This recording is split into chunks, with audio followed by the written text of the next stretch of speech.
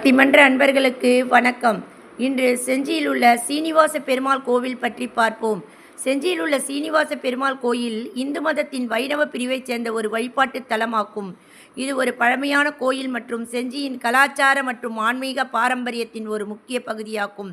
கோயிலின் உள்ளே உள்ள சிலைகள் மிகவும் அழகாக வடிவமைக்கப்பட்டுள்ளன. இந்த கோயில் முக்கிய திருவிழாக்கள் பெருமாளின் பிறப்பு மற்றும் கல்யாண உற்சவங்கள் ஆகியவையாகும். சீனிவாச பெருமாள் கோயில் அல்லது ஸ்ரீ மாயக்கூத்தர் பெருமாள் கோயில் நவ திருப்பதிகளில் ஒன்றாகும். விஷ்ணுவுக்கு அர்ப்பணிக்கப்பட்ட 9 கோயில்களும் திவ்ய தேசம் என வகைப்படுத்தப்பட்டுள்ளது.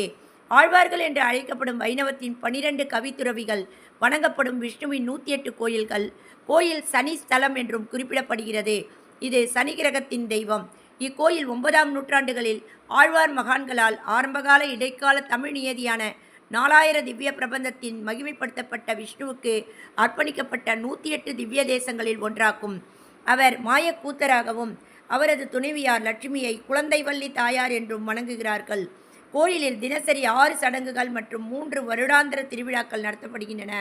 இதில் தமிழ் மாதமான மார்கழி மாதத்தில் 10 நாள் வருடாந்திர வைகுந்த ஏகாதேசி மற்றும் நவ திருப்பதியின் 9 கோயில்களுடன் கருட சேவை மிக முக்கியமானவை.